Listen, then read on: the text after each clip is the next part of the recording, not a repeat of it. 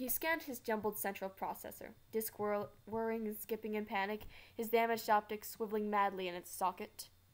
There's nothing. I've been knocked out of orbit by a meteor, and I'm going to die. And the thought I can do all I can do about it. No. Wait. I'm getting something. Aperture Science, MK4. Personality Core Emergency Protocol. Yeah, I'm not going to say that. What to do in case of catastrophic circumstances not included in the manual, such as being knocked out of lunar orbit by a meteor. Wow, they really did think of everything, didn't they? Right, here we go. In the event of the circumstances outlined above, please activate your Aperture Science Recovery Facilitation Signal. My what? I have one of those? Where? Wait. Oh, hang on. Got it. Briefly, a pulse of blue backlighting flared behind one of the small subsections of Wheatley's battered inner shell, around a triangular piece set into the ring around his optic. The piece hummed, then began to beep in an unhurried, steady manner. Brilliant. It's on. Right. A few options here. Signal strength. High. Want that very high, honest. Ooh, disengagement control. Let's see what that does. Please note, do not, under any circumstances, fully disengage your Aperture Science Recovery Facilitation Signal. What do you mean? No, don't. No. Wait, stop disengaging. I changed my mind. The small piece lifted gently away from his shell, detached itself with a few undramatic clicks, and tumbled gently away, leaving an inset, roughly triangular hole. Come back! Wheatley shouted after it. It's not coming back. Great, that's just great, that is. Why would they even put a disengagement control in there if it wasn't even supposed to be used? Matt. Okay, don't panic. There's got to be something else. Next, engage your Aperture Science Personal Gravity Augmentation Rockets. Aha! Crowed Wheatley, somewhat hysterically. Now we're getting somewhere. Okay, rocket thingies, activate. Nothing happened.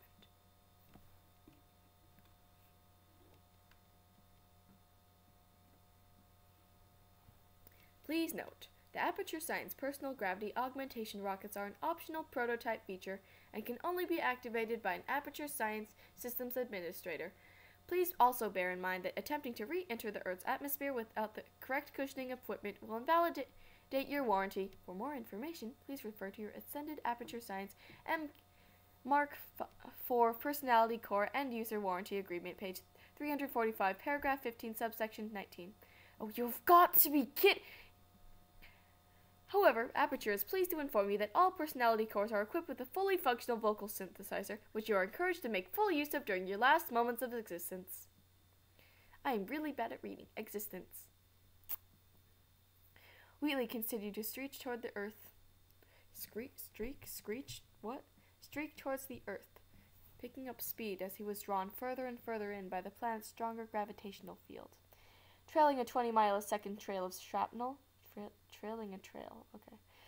spinning like a sock in a supersonic tumble dryer, he took the biggest and possibly the most useless synthesized breath in the history of artificial respiration and proceeded to follow the emergency protocol's advice.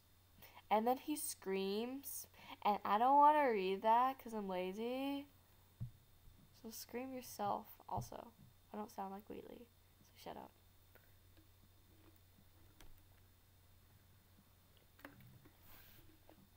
Incoming signal, said a pleasant electronic voice. She turned. Her half-shelled chassis angled itself up toward the apex of the dome above her, giving the impression of annoyed attention.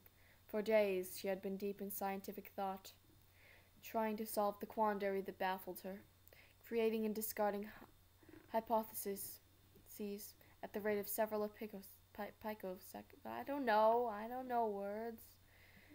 And she did not appreciate this disturbance. Pinpoint signal. Triangulating. A pause. Subject acquired. Subject signals of external origin. It's from outside. I can't do GLaDOS. How do I GLaDOS? How do I words? Geez, I've been reading for like how long? I'm barely, it's 30 minutes, and I'm not even 3/4 of the way through.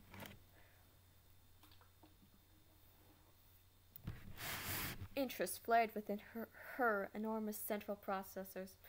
She pulled up the data stream from the signal. It was patchy, corrupted by atmosphere and distance.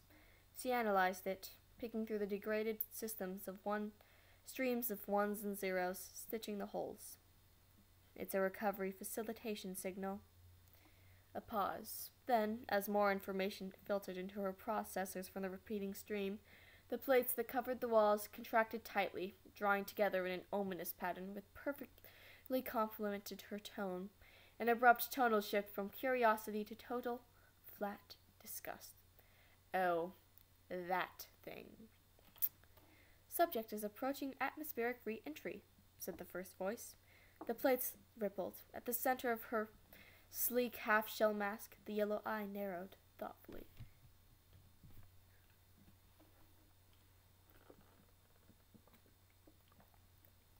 Good. Doubling signal boost. Opening communications relay. Relay will open in 3, 2, 1. The chamber breathed. Hello, moron. Wheatley yelped. He had a lot of reasons to yelp. He'd hit the upper layers of the atmosphere, and the laws of physics, which had been pretty lenient with him while he was in lunar orbit, were suddenly, figuratively and literally speaking, right on his arse. Ears? I don't know.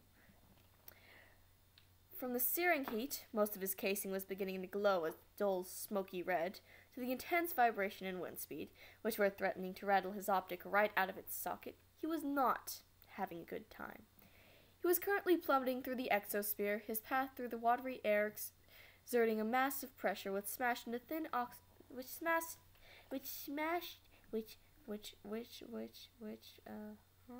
10:30 and I'm tired. Which smashed the thin oxygen aside in a violent shockwave, igniting the stream of gases and space dust behind him into a shining tail. And now, just to round it all off, someone was speaking in his mind. What was that? It's been quite a while. Oh no.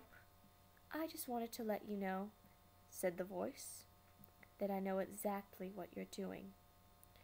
That voice, the dread of it, the dread of her, was hard-coded into his artificial heart roots.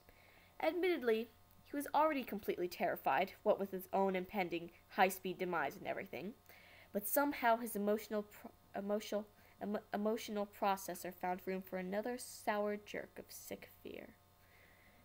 Oh God, I mean, hello, hi, how are you doing? You sound really good. Talking was starting to get a bit tricky because of all the shaking. He was also beginning to glow orange, a flambéed tinge creeping across his damaged vision. Oh, I'm fine. That was horrible. What was that? Said her voice. Things have really improved since I regained control of the facility. You know, after you took it away from me that time, stupidity-based reactor core meltdowns are down by 100%, and morale is up too, so that's nice. How are things with you? I'm actually... An incredible noise split the air around him, nearly blowing out his audio processor. The ignited gases streaking behind him flared into a violent stream of flame. Although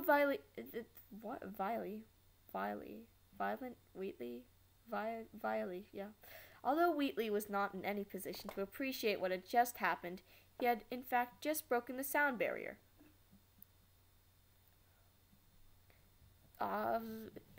Bit busy. Tiny bit busy right now. Can I call you back?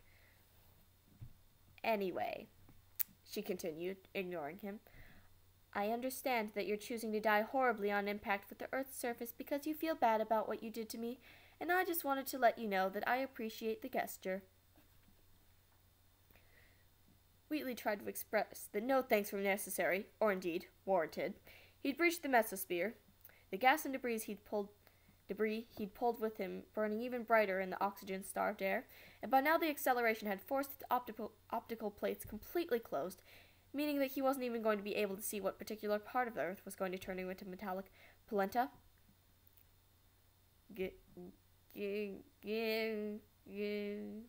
Krishna's bad at voice acting 2K12.